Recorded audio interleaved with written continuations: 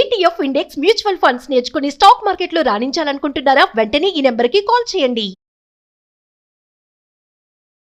నమస్తే రమగారు. నమస్తే జయ.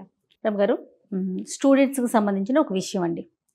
మనకి సాధారణంగా ఏ వయసులో జరగాల్సిన ముచ్చట ఆ వయసులో జరగాలి. ఎప్పుడు ఏది జరగాలో అప్పుడే జరగాలి.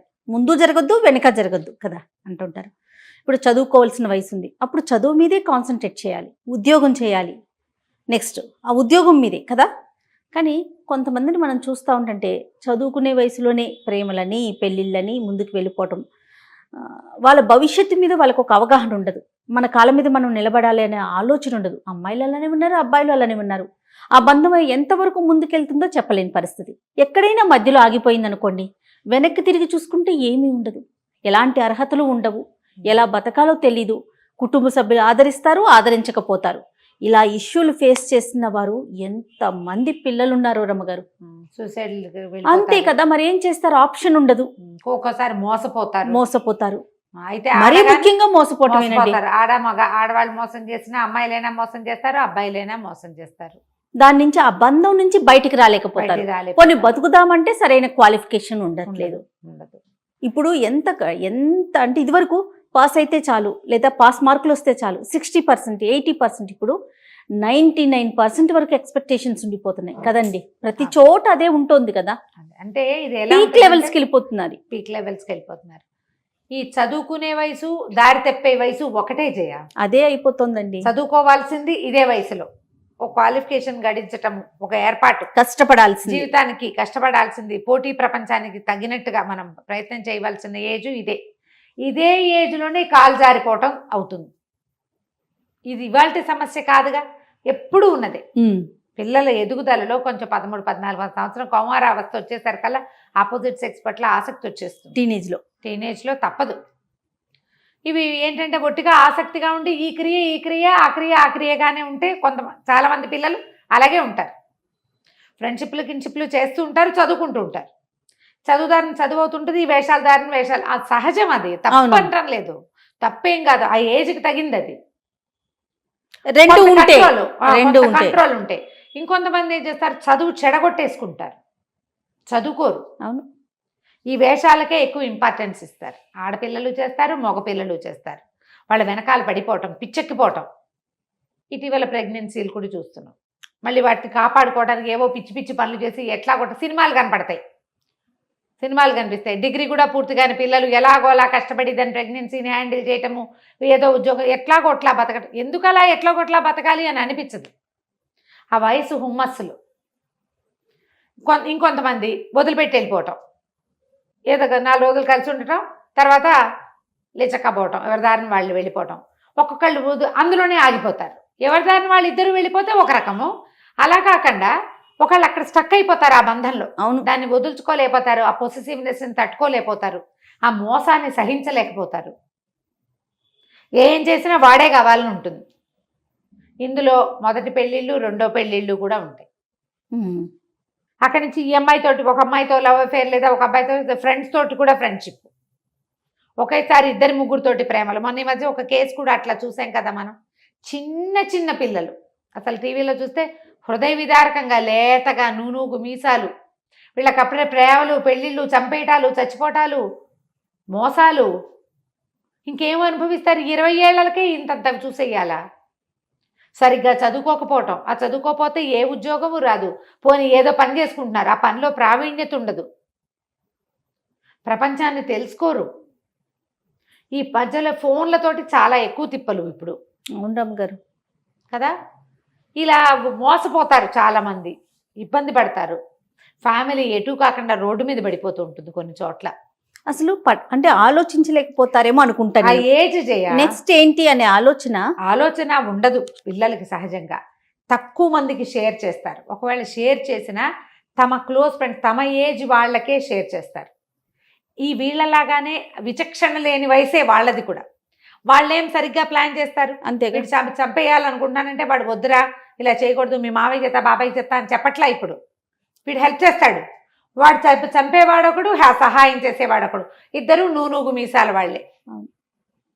ఈ మధ్యలో ప్రేమలు, ఏదో ఫ్రెండ్షిప్ చేస్తారు, అమ్మాయి కాస్త స్పీడ్ అయిందనుకో, తన దారిని తను ఉందనుకో, ఈ అబ్బాయి ఓర్చుకోలేడు, అది ఎవరితో మాట్లాడుతుంటే దాన్ని చంపేయాలనుకుంటాడు. ఇవన్నీ ఏజ్ ప్రభావమే చేయ. ఫ్యూచర్ కొంచెం కూడా ఆలోచించరు. రేపొద్దున ఇలా జరుగుతుంది, మనం పెద్దవాళ్ళు అవుతాం అన్న ఊహ ఉండదు. ఇది ఏదైనా చేసిస్తే మన అమ్మా నాన్న ఏమైపోతారు అనిపించదు. ఆ క్షణాన ఆ ఉద్రేకం తప్ప ఇంకొకటి ఉండనే ఉండదు. అంతే అంతే. వీళ్ళకి ఎవరికి చెప్పాలి మనం ఇప్పుడు ఈ మాట? ఏ ఏజ్ వాళ్ళు మన మాట వింటారు? అమ్మా నాన్న మాటే వినరు. అవును. అమ్మా నాన్నకి తెలిసిందనుకో, తండ్రి వద్దు వద్దు వద్దు అని చెప్తూనే ఉంటారు. ఎంత వద్దని చెప్పినా పిల్లలు వినరు. వినకుండా చాలా పీక్ స్టేజ్కి తీసుకెళ్ళిపోయిన కేసులు కూడా చూసాం. అవును. హత్యలు, మరణాలు, సంతానాలు, ఏం చేయాలో తెలియని దుస్థితులు, కుటుంబం సర్వనాశనం అయిపోవటం. ఏమిటి? ఒక మూర్ఖత్వంతో కదా. అంత నాన్న వద్దనే పని ఎందుకు చేయాలి పిల్లలు?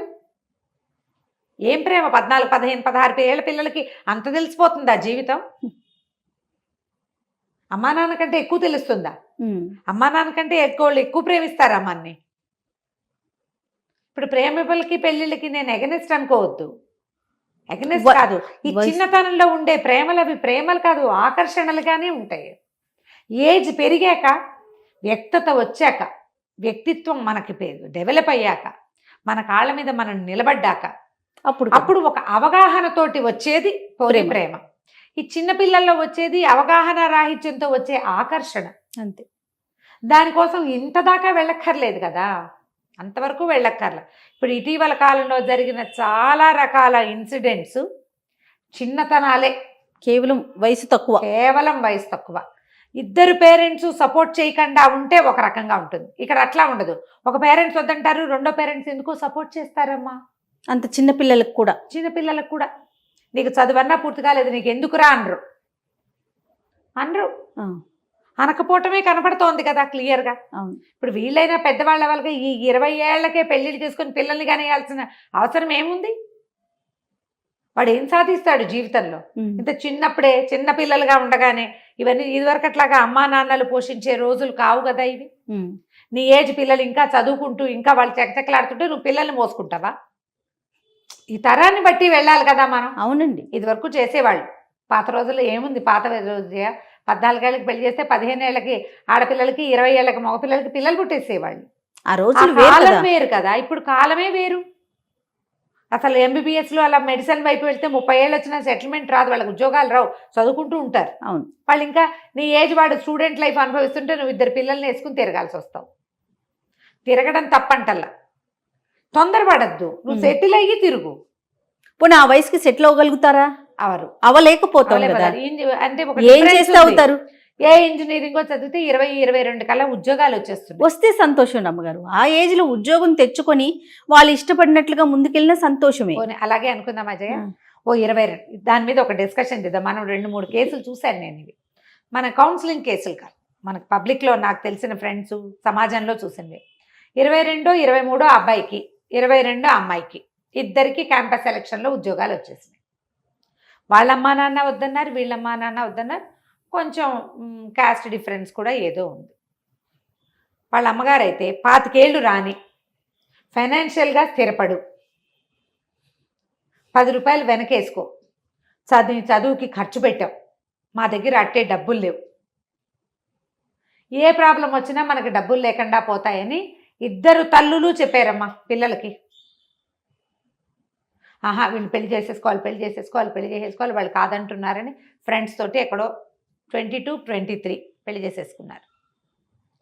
వెంటనే ప్రెగ్నెన్సీ వచ్చింది. వీళ్ళకి ప్లాన్ చేసే అవకాశం కూడా లభించాల. ఫ్రెండ్స్ ఎవరో 2-3 ఏమన్నారంటే ఫస్ట్ ప్రెగ్నెన్సీని ఇది చేయకూడదు, అది చేయకూడదు అన్నారు. కొంతమంది ఏం చేస్తారు, ఇలాంటప్పుడు ఫస్ట్ ప్రెగ్నెన్సీ అయినా ఇలా ఇంకా సెటిల్ అవ్వలేదని చేస్తే అది ఆడవాళ్ళు అది మర్చిపోరు, నీ వల్ల నా ఫస్ట్ ప్రెగ్నెన్సీ పోయిందో అని పోట్లాడి ఏడుస్తారు తర్వాత. అలాంటి కేసులు వస్తాయి. ఈ అమ్మాయికి ఏమో బెడ్ రెస్ట్ చెప్పారు. 4వ నెలలోనో 5వ నెలలోనో బ్లీడింగ్ కనపడింది. టెర్మినేట్ చేసే అవకాశం లేదు, కంటిన్యూ చేశారు. కంటిన్యూ చేస్తే ఆ అమ్మాయికి కొత్తగా ఉద్యోగం కదా, మెటర్నిటీ లీవ్ వచ్చింది, కానీ ఉద్యోగంలో చేరచ్చు, కానీ శాలరీ అయితే ఎక్కువ రాదు. ఆ అమ్మాయిని ఎంతసేపు సపోర్ట్ చేయాలి. వాళ్ళమ్మ వీళ్ళమ్మ రామన్నారు. వీళ్ళే పిలవలేదేమో మరి. ఎంత అవస్థపడ్డారంటే వాళ్ళు, ఆ పిల్లవాడు పుట్టాక వాళ్ళిద్దరూ నీతో నేను బతకలేను, నీతో నేను ఉండలేనని సెపరేట్ అవ్వడానికి రెడీ అయిపోయారమ్మా. చూడండి 24వ సంవత్సరం వచ్చేసరికి సెపరేషన్కి సిద్ధంగా అప్పుడే ఉన్నారు. పిల్లలు సెపరేషన్ రెండు అయిపోతున్నాయి కదా. ఈ తొందరపాటు ఎందుకు? పోనీ 3 ఏళ్ళు ఎందుకు వెయిట్ చేయకూడదు? చేయొచ్చు కదా. ఇలాంటి చేయటం లేదు. వయసు వచ్చినా మన ఫైనాన్షియల్ థింగ్స్ ఇవన్నీ ఎందుకంటే ఈ రోజుల్లో ప్రెగ్నెన్సీలు కానీ పిల్లల్ని పెంచడం కానీ అమిత ఖర్చుదారి పని. మీకు మనుషులు సపోర్ట్ చేయటానికి అమ్మా నాన్నలు తప్పితే ప్రపంచంలో ఎవ్వరూ రోజువారీ నిన్ను మొయ్యరు. ఫ్రెండ్స్ ఒక పూట సహాయం చేస్తారు. అందరు ఫ్రెండ్స్, పక్కింటి ఆంటీ ఓ పూట అన్నం వండి పెడుతుంది, కనుక్కుంటుంది. నిన్ను రోజంతా మొయ్యదు. నిన్ను మోసేవాళ్ళు ఎవరు? కని పెంచిన వాళ్ళు. వాళ్ళని వదిలేసి వీళ్ళేదో చేస్తామంటారు. నేల విడిచి సాము చేయకూడదు. ఈ మాట పిల్లలకి మనం డే 1 నుంచి నేర్పాలి, చెప్పాలి. సపోర్ట్ చేయలేము, ఇట్లా చేయలేము, దానికి ఒక లిమిట్ ఉంది, నీ ఇష్టారాజ్యంగా చేయటానికి కుదరదు, బాగా నిలబడ్డాక చేసుకో. ఈ 22 ఏళ్ల పిల్ల మొన్నటి దాకా అమ్మ అన్నం కలిపి నోట్లో పెట్టేది ఆ పిల్లకి. అబ్బాయికి అంతే, బౌల్లో అమ్మ కల్పిస్తేనే తిన్నాడు ఇంజనీరింగ్ అంతా. ఉద్యోగం రాగానే రెక్కలు వచ్చాయి అనుకుంటారు, ఆ రెక్కలకి బలం రాలేదని అనుకోరు. ప్రతివాడు ఇది ఆలోచించుకోవాలి. ఫ్రెండ్స్ చెప్పాలి, అక్క చెల్లెళ్ళు నేర్పించాలి, అమ్మా నాన్న చెప్పాలి, ఇంకా టైం ఉంది, నువ్వు సెటిల్ అవ్వు, నువ్వు స్టాండ్ అవ్వు. నువ్వు పని మనిషికి 10 రూపాయలు జీతం ఇచ్చి పెట్టుకోవాలన్నా నీ దగ్గర ఉండాలిగా 20 రూపాయలు, అది ఉండాలి కదా. ఫైనాన్షియల్ స్టేటస్ లేకుండా చేస్తారు. అక్కడి నుంచి మోసపోతారు కొంతమంది, ఇక చచ్చిపోవడానికి చూస్తారు.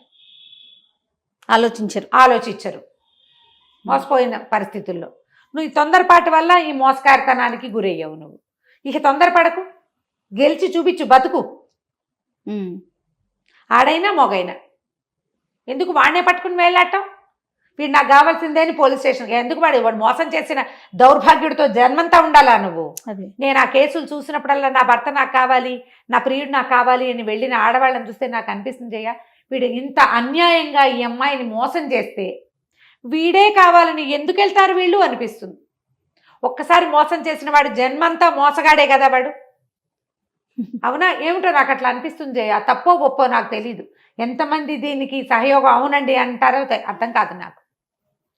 ఎవరైనా భర్త కావాలి, నాకు వీళ్ళు కావాలి, వాడు చావచిత కొట్టి దీన్ని రోడ్డు మీద వదిలేసి తిండి లేకుండా చేసి దిక్కు లేకుండా చేసేసి పోలీస్ స్టేషన్కి వెళ్ళి వీడు నాకే కావాలంటారు. ఎందుకు కావాలన్నాలి?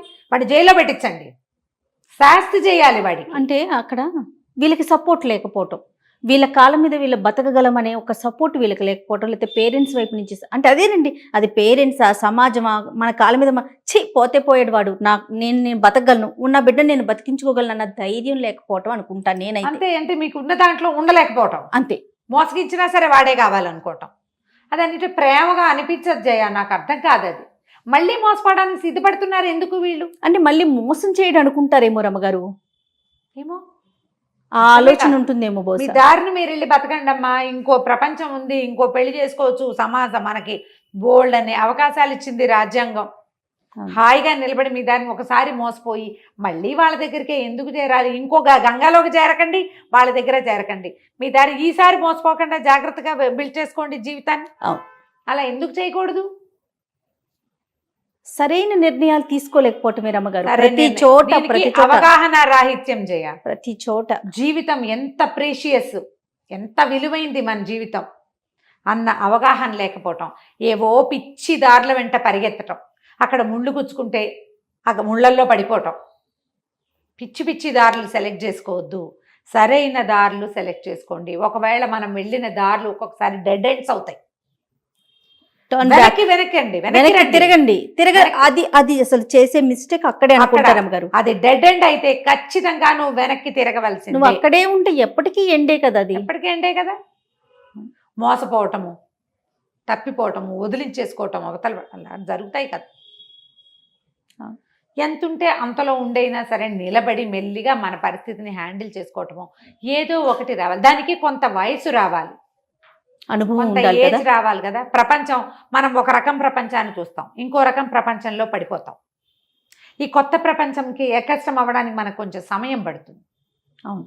నిలబడితే, నుంచుంటే అన్నీ అర్థమవుతాయి.